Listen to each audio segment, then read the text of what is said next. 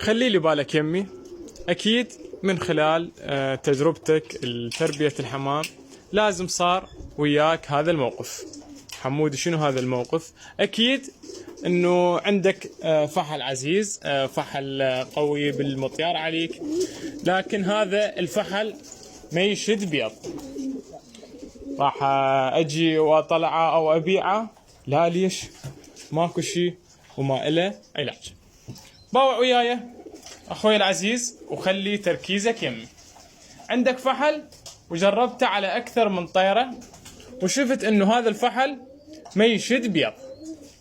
الخطوة الأولى اللي أنت المفروض تسويها إنه تعزل الفحل 10 أيام أو أسبوع بخانة واحدة.